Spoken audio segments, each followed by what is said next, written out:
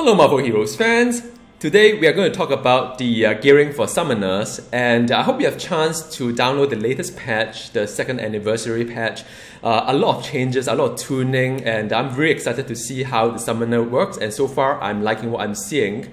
So now, if you are new to this game or you have played this game for a while, you probably would agree with me that gearing in this game is really fun and interesting. That there are heroes that are relatively easy to gear because they are either very pure damage type and as well as pure melee or pure range. Those are beautiful heroes to gear, not much thinking required. There are some that is a little bit harder, like there's a split between melee and range, and there's a split between different damage type. So you have to be aware of what the split is, so that every gear you put in, every note that you select in your Omega system, you know that is it going to benefit your entire hero power toolset, or it's going to be a portion of it. So that's relatively easy as well. I feel that gearing for summoner is actually pretty hard, and it took me a couple of months to really understand mathematically how this works and to derive a model whereby I'm comfortable to share with you. So this is what this video is about, the gearing for the summoners. Now, what you'll see in this video is that I assume that some of you may be new to the game, so I'm going to just briefly talk you through what summoner really mean in this game.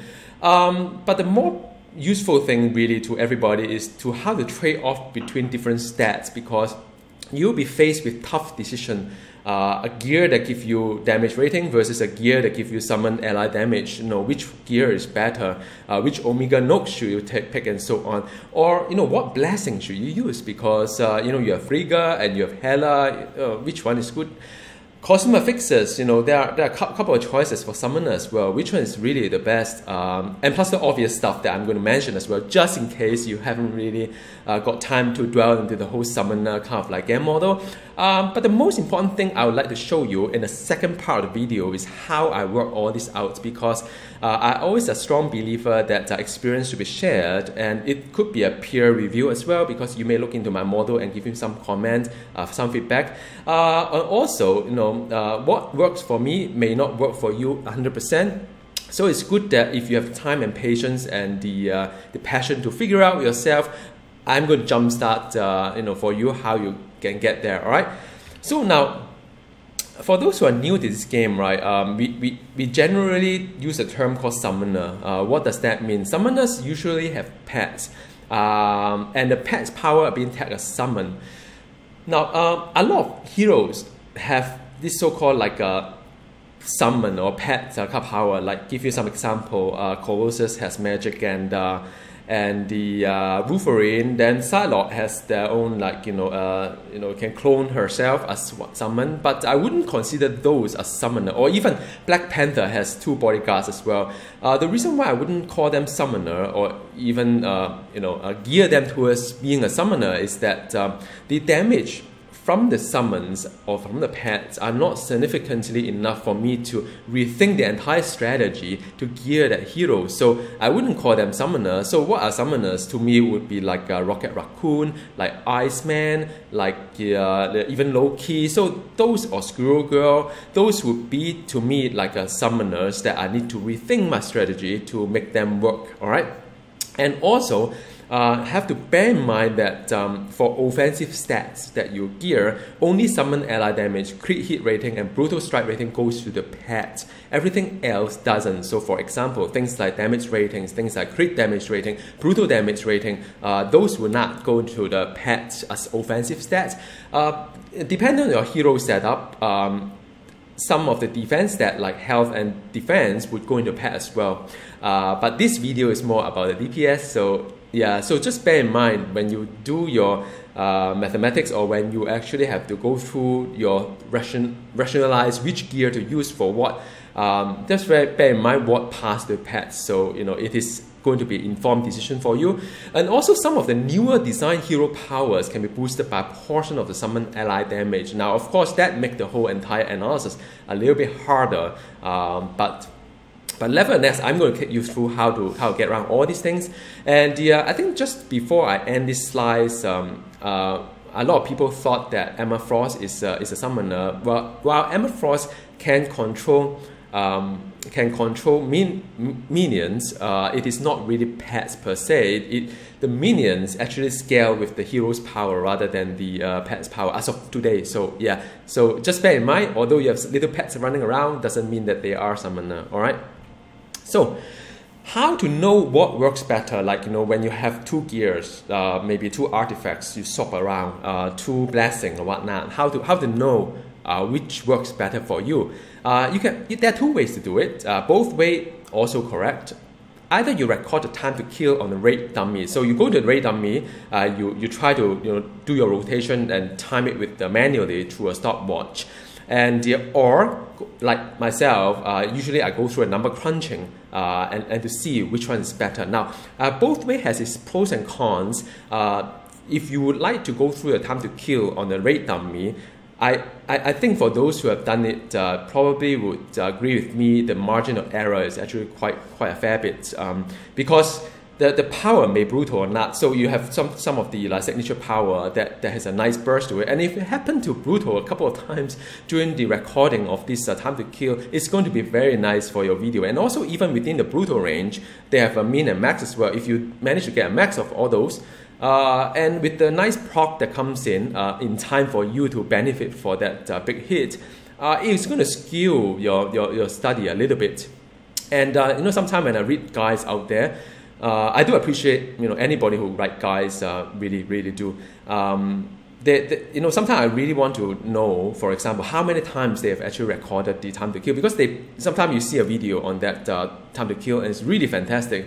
But can you really replicate it, in a sustained manner? And what's the margin of error for each of them? It matters because, in my opinion, if you need to know the gear, whether it's you should take the gear 1 or gear 2, you have to do a lot of time to kill to take an average of them to see on average which one is better. All right, and to me it is a lot of time and resource consuming, because as you swap blessing, it takes 100,000 credit per blessing. So if you do 4 of them, it's 400,000 gone, and you can swap back. Of course, you can do it in the test center, but but this is more talking about live server testing, because not always the test center is up.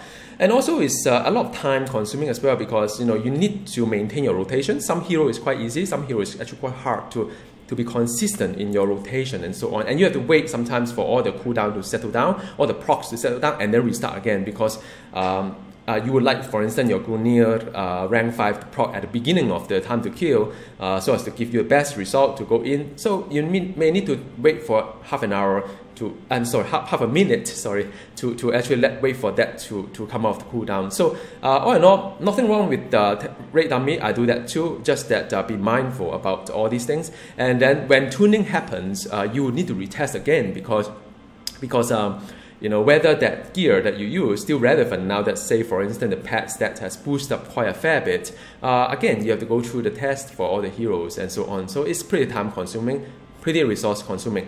Now, number crunching, that's what I do. Number crunching has a lot of advantages, because you can try out different scenarios. You can be very creative, like, okay, can I swap out Frigga from with Hela? Yes, you can. It's actually just some number changing of the spreadsheet. The formula will carry through, and suddenly, within seconds, you see the numbers come up and say, oh, okay, is it what I want in terms of the outcome? Or and also it's very resilient towards tuning. Like actually during the past 1 week, I spent a lot of time on this video, because the number keep changing, right? Because prior to the patch, I did one round, and then after that in the test center, I have to refresh all the numbers again. When I go live, I have to refresh the number again, and I've done a lot of those keying in a number again, but relatively easy. Once you set up the spreadsheet, once you set up all the formula, changing a number just toggle between the game and the and your spreadsheet, and to just get the formula. I mean, the formula is all there anyway. And but a word of caution here: if you like to go the path of number crunching, it requires a lot of patience and extreme care. Now, even for me, I do make mistake quite a fair bit of it. And sometimes you have to be very mindful when the number doesn't really tell the same story. When you see a conflicting story to it, that is where you need to investigate. You know, have you been accidentally equip some gear that you shouldn't, that affect the result and so on, which I'm going to share with you some of this experience that I've lesson learned. So it you always have to set up a few more extra scenario just to cross check to be able to just test your theory, see whether that is correct or not. So it requires a lot of patience. Extreme care is required. Whenever the number doesn't tell the right story, or a story that doesn't seem to be consistent, you have to really criticize yourself and look at it with a very critical eyes and see what has gone wrong. And also, you need to do reality check. I do that, but it's just more like a reality check. Like I've geared everything I could in the best way. I go in and see whether I can down within a certain time range that is my expectation. If I could roughly get there, it's fine. I don't need to get the minimum time to kill recorder somewhere. And also because the proc is not being included in the analysis, unlike the time to kill on the rate dummy, so it's good to do some reality checking. But having said that, proc usually agnostic to the parameter that drive it usually. So I wouldn't worry too much about having to factor in the procs on the number crunching, because you usually look at the rate of change on some parameter and versus the proc that that may or may not affect the parameter. So you can make your intelligence guess, but from my experience, it's not that important, because you are not trying to use the model to know what is the best result. It's really using a model to look at the trade-off scenario. All right. So now I have two heroes for this analysis. One is Iceman, one is Rocket Raccoon. Just came out from his tuning, and I've seen the number. It's fantastic. You guys should check it out, Rocket Raccoon. Now I've gone through my journey in terms of gearing for Summoner, because without all this damage model or not, it's just really fly in the blind, or just take a look at what other people say. So for Rocket Raccoon, I actually go pretty heavy towards the summon ally damage, and also the blessing wise, I go for 4 Frigga if you see my video. And for Iceman, I actually come off that emphasis a little bit, and actually gear a little bit towards the hero as well, as using 2 Hela instead of like a 2 Hela, 2 Frigga instead of 4 Frigga, just to come off and take a different view of it. And for Rocket Raccoon, my costume fixes, I did a full crit hit rating, while for Iceman I did a full crit damage rating, just to see what the differences are, and it's for my learning as well. So, and just to recap, all right, I know it's a lot of mathematical modeling here. I'm not going to go through the maths in this part of the video, but for those who are interested to know, because sometimes you want to verify what I've done as well, just to be convinced that the conclusion I'm drawing is based on something quite solid, feel free to stay on the second part of the video. But just to recap, for those who are new to the whole entire damage model, I've got something very simple to help me analyze it. I've got another video called Damage Explained, highly recommended for those who are new to the game. Take a look at that.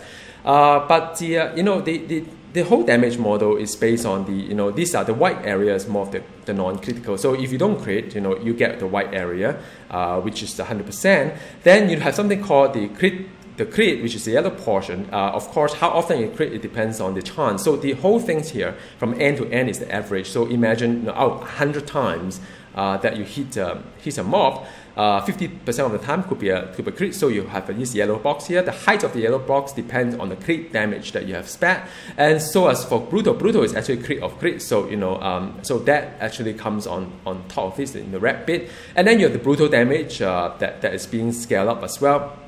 But a lot of people focus on this part of the game.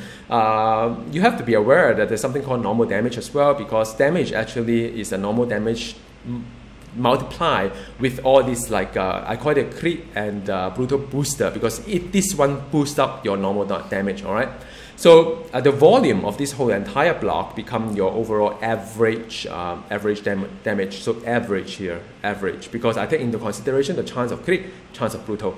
For Summoner, it's a little bit different, because Summoner is split between the hero and the pet. So the hero part is the same, while the pet part will inherit the chance to crit, inherit the chance of brutal, which is here, but it doesn't inherit the things like the crit damage rating and the brutal damage rating from the hero. So it is going to be a little bit not as tall as the hero. But having said that, I've seen that summon ally damage usually is a lot higher than the hero damage itself. So you do have like a different volume to it. different block to it. Sometimes the split is like a 50-50 or 60-50, sorry, 60-40 or even 65-35, depending on how you spec the hero. But by and large, the pet actually play a very significant part in the whole damage model. That's why they are called summoner. So bear in mind, this tool is different. So when whatever analysis you do, you have to be very cautious towards what affects what, like for the hero, you have all these stats that you have, and for the pet, the stat is going to be different, the parameter is going to be different, all right?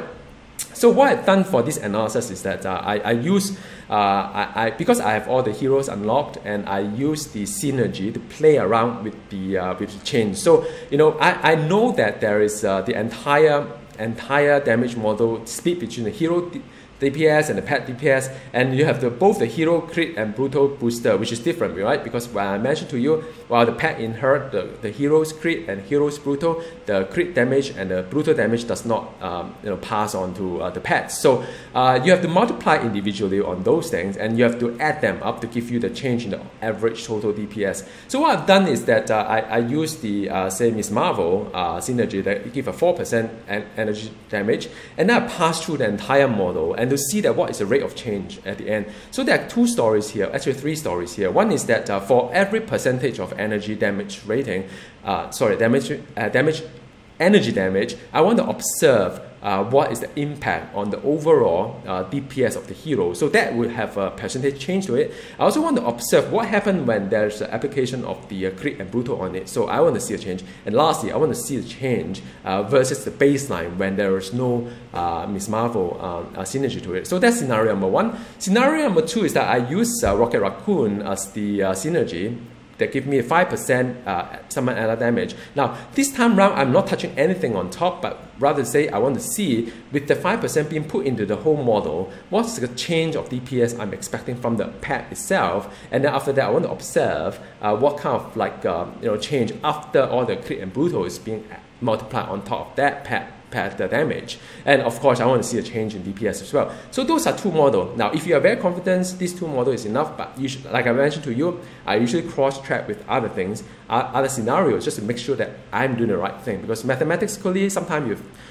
you make some mistake here and there, you wouldn't know. All right. So to cross-check, I've got the I turn off. Again, I turn off the synergy of the Rocket Raccoon and the Miss Marvel. I actually use a team up for the for magic. So magic give you can convert back, it's about 6% damage increase, as well as 10% summon ally damage as a team up. So as a full passive team up. So this one is interesting because the 6% here will pass through the top path, and I can see the rate of change on the hero DPS, the rate of change on the hero crit, the part of it after it's multiplied, and I can see the pet as well. All right. So after that, okay, so I've done that, and I want to put everything together because I want to see whether that really adds up everything nicely or not, and I observe those things again. Now, why am I doing this? It's because you would like to see how the summon ally damage affect the pet DPS. Why is it so? Because you want to create other scenario without having to simulate anymore. So you want to sort out the Frigga with the Hela. You could. You know that by taking off 10% of the summon ally damage, you are going to suffer a reduction of certain DPS here. And you can do that in the whole model. While of course you gain the brutal that will affect the both hero and pet. So you can do all those things. And why is it important is to look at this part after you go through a crit and brutal. Because with this tool, you can see what is the overall average change when you push through all this stat onto the whole damage model in terms of hero and pet, because the hero's crit and brutal booster is going to be higher than the pet one because of the crit damage rating and the brutal damage rating. So comparing these two here is not sufficient. Of course, compare here is actually, it wouldn't tell you any story. So you have to compare after the crit and the brutal is being taken into consideration. All right. So here's the result part. If you would like to stay on for the mathematics, I strongly recommend you do so. But if not, I would like to just share with you the result without having you to sit through all the maths class later on.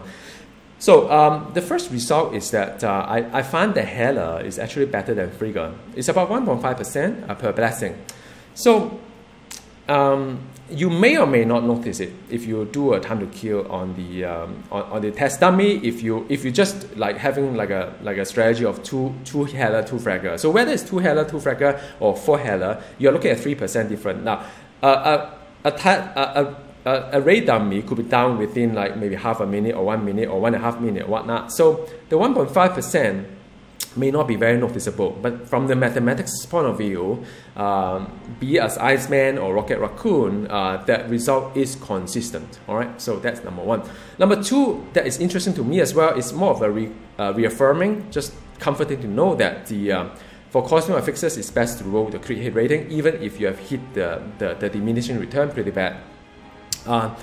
Like I mentioned to you, my Raccoon has the crit hit rating while my Iceman has a crit damage rating. I actually do mathematically, I do a swap between the two, and it consistently tell me that crit hit rating is actually pretty good. All right. So the third one that's important to know is that when it comes to damage rating versus the summon damage rating. Now, how do you derive damage rating? By the way, is the percentage is equal to damage rating divided by 40. So if you have an artifact that gives you 400 damage rating, it is going to be 10% for damage rating increase.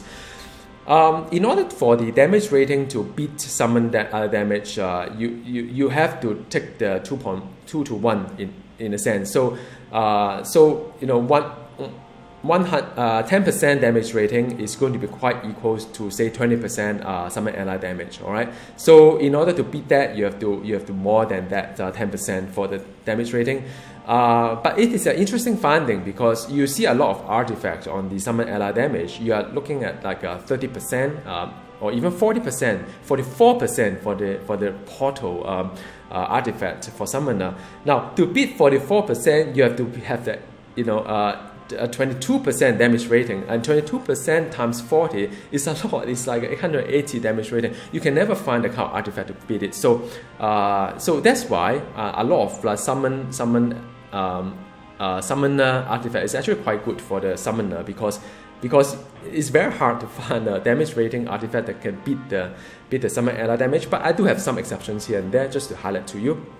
And also, all these results, just would like to reiterate that it's based on the two heroes I have, and it is based on geared hero, so it's not like refresh without gear. It's basically together with the unique design, everything else is being put in, and also I have 7,500 Omega points, so I use that as a baseline. So it may or may not work exactly the same for you, but if you aspire to have the kind of like Omega cap and also geared hero, like you have all these 69 unique and so on, this could well be relevant to you. All right, so that's the result 1 of 2. Result 2 of 2 is that I try taking off the metasensory and give a regalia, because now we have more options for the for the summoner artifacts, right? Because you have quite a few artifacts that give you the kind of like 30% and above kind of like summon ally damage. So metasensory is very similar to regalia, the 30% summon ally damage, or even reptile stone. But in some scenario like my Iceman, it should actually come out better. So I would still recommend metasensory as one of the key artifacts to use, unless you have all the artifact that is about 40% or about more than 30%, then metasensory become less relevant. All right. To beat the high rolling Omega Drive, if you notice there's something called Omega Drive, when you deal some damage, you actually download and get the flat damage rating as well as the intelligence to it. And to beat it, you need to have at least the artifact to have 33% summon ally damage, all right, to beat it. But having said that, Omega Drive does give a nice health affix as well, so I still would recommend Omega Drive if you have that, all right. So what does that really mean is that a typical artifact lineup is that you probably have an armor, alternative reality, chaos control, chaos portal that gives you the 44% summon ally damage, which is very nice. It's very nice artifact to have. Reptile stone or regalia, depending on which one you have. Some really want to go to get a reptile stone, but sometimes you don't have it. Regalia is not that bad. It's actually quite good for summoner as well. Then Omega Drive, like I mentioned, health components to it, both the flat damage and the intelligence that will benefit both the hero and the pet. And metasensory is good to line them up. Now, if you take a look at the Ultron artifacts, go to Ultron mode, you have a lot of very nice artifacts, and you may consider using those because those are really, really nice stats to have. And then, when you have that, you can probably, after watching this video, know how to do a trade-off, and you probably retire either Omega Drive or, you either retire the Metasensory or the Regalia, depending on how many of those Ultron artifacts that is relevant to you, alright? So here's other obvious stuff that I'd like to share with you, just in case you're new to this game and may not be aware of all these things that go on. In terms of legendary, it's always a Trident for Summoner, be it grade 70 or grade 80. When it comes to rune word, it's either dupe inspiration if you have the recipe as well as a dupe rune. It's very nice to have that. Bear in mind that it has range to it when you roll, so you may have to keep rolling for a nice stat for your dupe inspiration, or Beastmaster is working for Summoner as well. Then the medallions, either Mr. Sinister or Man Ape. I use both because sometimes when it comes to Cosmic Medallion, it's very hard to get the max roll for Cosmic Medallion. You can't re-roll for it. So it depends on your roll. If your roll is nice, then take either one of them, it's fine. Although I do prefer Mr. Sinister have a higher summon Ela damage, but the other side has other nice stats as well that benefit the hero. So yeah. Then enchantment of the horse is for slot 1 and 5. It gives you 3% summon Ela damage. Now, so yeah, I mean, if you do the maths and the one that I talk about, the trade-off, you probably realize that the 3% summon Ela damage is better than I think the 50 damage rating from range or what not. So yeah, I mean, that is something that you should consider for enchantment. For team insignia, again, it depends on the affixes and the roll as well, but do consider Nick Fury, because when you do damage, you actually increase your intelligence as well. So that is the obvious stuff. So now the next part of it is time for the maths. For those who are interested and stay on, all right. And I'll show you how I've done certain things, and and for those who just want to log off, I understand. And any feedback or any questions are welcome to post to me either in YouTube or in game. All right. So the next bit is about the stat trade-off for Summoner. So now for the let me just get a little bit bigger so you all can see. So so I always start with baseline. So let's start with Rocket Raccoon. Because when it comes to the DPS, it's very hard to calculate from the stat sheet. So what I need to do is that I use the actual power that I use, and each of them I know that like for instance, the plasma launcher is actually a damage over time, so it has twice per second. I know what's the number to it. I have to manually count the attack speed of the blaster turret as well as some suppression turret, same as any other summon as well, because the game doesn't really tell you how often they hit, so you have to manually use a stopwatch to see. And nowadays I like to take the average, so it requires a little bit more work, but I just would like to make sure that because everything is average, so I may as well just do an average. But you can take the max if you don't have time for it. Then you have the H7 Fleet Slayer, which is kind of interesting because for Summoner, you actually buffed by the summon Ela damage a little bit, so as you can see a number later. So after that, there's a Groot that's summoned that will give you some direct damage, and also you can charge the Groot every 5 seconds or so. You can charge Groot, so those are pretty big damage as well. Don't forget to put it in. So all these things I do work out the damage per second. So for instance, if you have the damage twice per second for 8-second duration, so it's like whatever to it, but then because it's that DPS is per second, I'm not really interested in the duration itself. Just put it there for my understanding. But it's more for the cooldown, because some of this power, although it gives you a pretty big hit, but you can only do it every 5 seconds, so you have to do divided by this 5 here instead. All right, so all these numbers are being derived. And for this one, it's kind of interesting because now they changed this photon minigun a little bit. So I assume that you'll get the full 20 stack, so that is 40%. Previously, it is 40% against the boss and the elite. And also remember, single spender has to take a discount on the animation penalty. So for example, when you're doing Fleet Slayer or other things in other summoner, you're not going to use a minigun because you can't do the two at the same time. So you have to take some kind of like educational choice, informed decision, as in like how much penalty you take it off from your main spender. It helps with the analysis because you don't want to overemphasize on one power that's not realistic. You can never keep this up for 100%, even if you can stand still and deal damage. All right. So I start with the baseline. In that baseline, I've removed the magic as a team up. I've removed the Miss Marvel synergy as well as the Rocket Raccoon synergy. So at first, I put the Miss Marvel synergy up and to observe what are the changes to the whole thing. So I can actually see that maybe it's a better idea to get a little bit smaller because now it's kind of hard to see. So I actually observe the change in DPS. Now, of course, those that are marked as summoner, those how will not get benefited by the by your energy damage. So you can see that what is the DPS gain versus the baseline above, and what's the DPS gain per percentage added, because we are adding 4% to it. So all these things divided by 4%. So some power actually buffed quite nicely by the energy damage. Some may not be. Because of different tagging or whatnot, but that's fine. The reason why I'm doing this is not really important. This is more for the verification later on when you want to verify that if your formula or whatever capture is correct. Because when you cross-check with other scenarios, you should see a similar kind of like a range when it comes to the DPS gain per percentage added on average through this whole entire rotation. So I'll do a hero DPS as well as the summoner DPS and do a what kind of like versus baseline, what is the gain on it. So all these things is going to be important to fit into the next part of the analysis. And after that, I turn off the Miss Marvel synergy and I turn on Rocket Raccoon synergy. So now that would affect the various things like all these things here.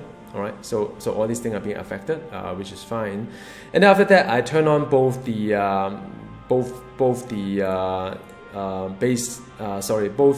damage.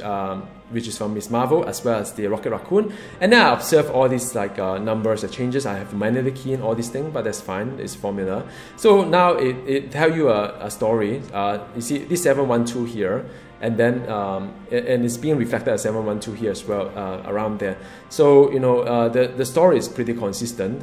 We look at 712, so it is pretty consistent when it comes to the whole.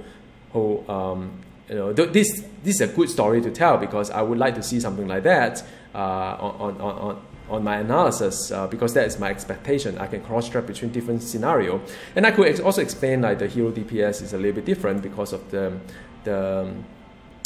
share between the Fleet Slayer with summon ally damage, a little bit of it, and after that what I do is that I want to analyze what happened when I remove the metasensory. What was the impact on my whole entire model? So I did that, and after that I see a drop, of course, on certain things. But against the baseline, it could still be better because of all these 10% and 15% I have added onto the model. All right, so it does offset a little bit. And what if I remove the regalia? I actually take a penalty quite high. So versus baseline, I actually do worse. Now, but I mean, all these things. I mean, you have to take into consideration that you have to go through the crit and brutal damage because there is actually a gain on the hero side, but there's a minus on the summon side. So I mean, I have to go through the formula or crit and brutal to see what is the overall impact. Is it really that bad? So what I've done is that I go into this side of it. Sorry, don't get overwhelmed by all these things. So maybe I explain these two columns first. So I start with the hero DPS and pet DPS, which is like looking to the other spreadsheet. So you look up from there. So whatever I change on that will automatically be reflected here. Then I need to note down what's the crit and energy crit because the crit goes into the pet, energy crit go into the hero because of the hero synergy. Again, the hero actually get better in terms of the crit and the brutal side of it. Then you have the brutal damage as well. So you have the hero crit damage rating, and the pet is I believe is being fixed at 150 because it's not being modified. Same as for pet, brutal damage rating is 300 instead of 394.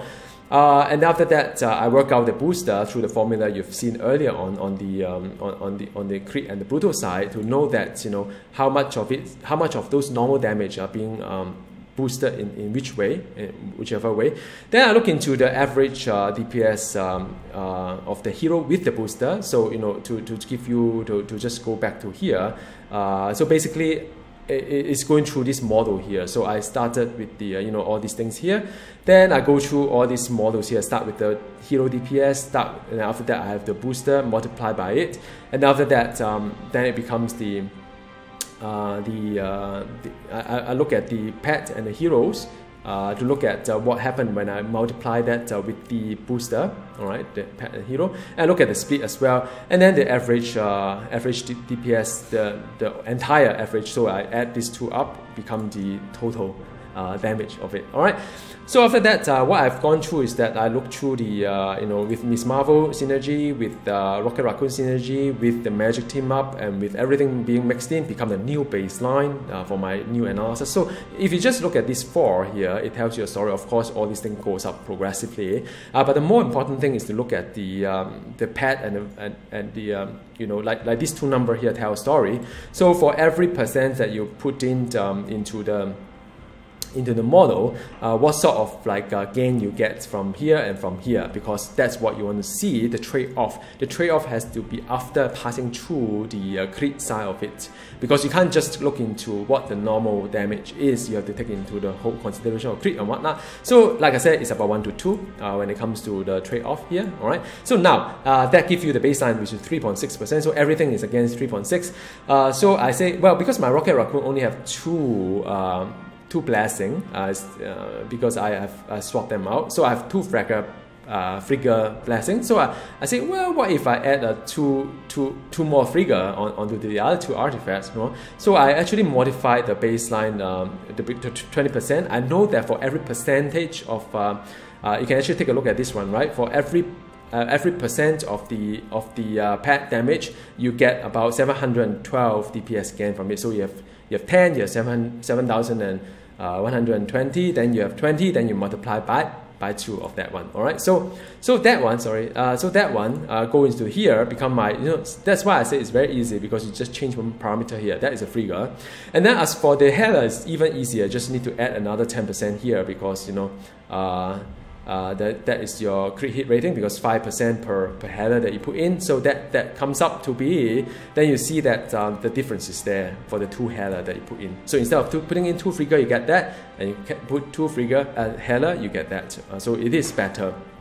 But I mean, do bear in mind that Frigga actually give you plus huge amount of spirit. It may not matter too much on a sustain kind of like DPS, because you need to burn all spirit anyway if you can't really sustain that. But it helps as you do places like Cosmic Terminal, whereby you constantly drain your spirit through engaging different battle. So yeah, I mean, after that, what I've done is that what if I swap the 2 Frigga here with another 2 Helas, so I end up with 4 Helas, right? So I can go through the analysis, here I actually further divided by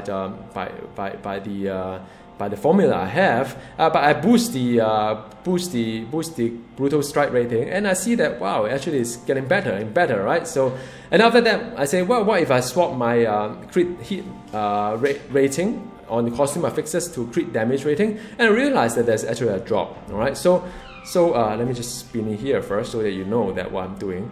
And then after that, I do various other things as well. And what if I remove the metasensory? What if I remove the regalia? So net is very much like the baseline. Now, why is it 0? It's because I'm doing the new baseline. So new baseline is 3.6. So in fact, this is a minus 3.6. This is a minus 3.5. So that is what I've done for Rocket Raccoon. Same thing I've done for Iceman as well, but Iceman is a little bit different. I think Iceman right now is a little bit bugged in terms of the tooltip, because I've seen a substantial decrease, 18% decrease in eye spin, which I don't know why it is so. But you know, again, you have to take some animation penalty because of the when you do absolute zero, the signature, you are not really doing ice beam, of course. So that is a major kind of like a delay on your entire rotation. So same thing you've done. Ice slick is the I mean all this like twice per second. Work of art is interesting. It is being tagged as I believe it's a hero because it's tagged as an area. It doesn't have a summon to it, so it's affected by the hero crit damage, hero brutal damage. All right, and also 30% of summon go into that one. And after that, you have absolute zero that's on hero. Then you have ice golem, which has a direct damage. I have to manually time it myself on the attack speed. And also, very interestingly, construct focus, which is like a summon tag power, has an aura to it. But this aura is not affected by summon ally damage. Instead, it is affected by energy, like this becomes like a hero power. So I've reported that to the forum, so I don't know what they're going to do about it. I think this one makes sense to be a summon rather than a hero, but you know, you can always argue either way. So I've gone through this guy. Now, just before, I stop it here first. Compare this one with the Rocket Raccoon baseline. I mean, you're seeing quite a nice jump from this tuning. I mean, you know, 627,000 versus 698,000. It's very close, very close. And my Rocket Raccoon still the gear is a little bit behind Iceman. So, man, I mean, Gazillion has done a wonderful job to close the gap, and they have called my bluff. So I was saying to Doomsaws that, you know, if I see the two close up, I'll probably believe that tuning is working. So now tuning is really working. Well, at least I've seen it. It's still a little bit gap there. And also bear in mind that once this one get tuned, go back up by 18%, the number may change again. But I'm seeing quite a big step forward. But you know, I have to do further testing on that. But okay, enough between Iceman and Rocket Raccoon. So I've done the same thing for Iceman. I'm not going to go through it again. But because the work of art is being affected by some summon ally damage, so it becomes quite interesting to see a number that get jumping up and down with the work of art components to it, affected by both the damage rating as well as summon ally damage. Alright, so I've gone through exactly the same thing, and what I've done is that I went to test center, I cheated a little bit, and I make sure that all number kind of matches first before, you know, and it's a big task on its own. So I've blessed another Regalia with the Hela, so I swapped the two and see what happened to it. So I've done a scenario whereby I swap the two and see what's the DPS, overall DPS, and then I've gone through the same thing I've done for Rocket Raccoon to see. Now, I'm not going to go through all this part here, but just to start with this thing here is that you see all this progressive increase in the DPS as you have better, like, you know, all this percentage coming up. And I mean, the story again is always about, you know, taking this one and this one, divide these two together, give you roughly like a 2-to-1 kind of like trade-off. So again, this is the trade-off that I talk about. It's important to know. All right. Then I swap the two Frigga with the two Hela, because for Iceman I have two Frigga, two Hela, so I swap it with the two Hela. Basically, it is I have to minus a certain kind of like DPS due to the loss of Frigga, but I get to boost the brutal strike rating, and it gives me a nice percentage of 6.3% versus this baseline. So always with the new baseline, all right. So it is a better result when I swap the two Frigga with the Hela. Alright, and after that I say, well, why not I do something extra, like you know, with this scenario, I augment it with changing the crit damage rating, which is what my Iceman is using, with the crit hit rating. So again, I take the, you know, my crit will be increased. You know, all this, just bear in mind there is a diminishing return to it. So check out the compendium. There's a range that you can work it towards, and then of course with the crit damage rating reduction, I have to reduce both the crit damage rating of the hero as well as the brutal damage rating of the hero. So brutal damage rating of hero have to minus another 25%, and but I got to increase the brutal strike rating. So once I swap it, it tells you another story, which is of course higher than than here. All right, so this becomes the comparison here. So okay, so I've get a gain in DPS when I swap the two Frigga with the Hela. All right, then after that, what if I swap the Metasensory with the Regalian on the new baseline? So, you know, for Iceman, it actually get better with the Regalia, but you know, like I said to you, it is yeah. Sorry. rewind. With the Iceman, when I swap the metasensory, it's actually worse because you have to compare these. So sorry, the two of them, the new baseline. So I got 3.4 over the baseline with this setting, but I only get a 2.2 with this setting. So I'm actually losing DPS when I swap out the metasensory for Iceman. All right, so sorry about that. So both is also a lose case. So I wouldn't swap out the metasensory. That's why in the slides here I mentioned about what is lined up. I have metasensory as here, but if you have Ultron artifact like I mentioned, you probably want to replace that. All right. So yeah, I mean that is all that I would like to talk about the summoner gearing. I hope it is really useful, and thank you for staying on for the mathematics part of it, because I think it's always a little bit dry talking about maths, but I know some of you are very interested to know and also very eager to work it out yourself on your end to just experiment with it. All right, so till the next time we see each other, bye and enjoy, and for the 2nd year anniversary.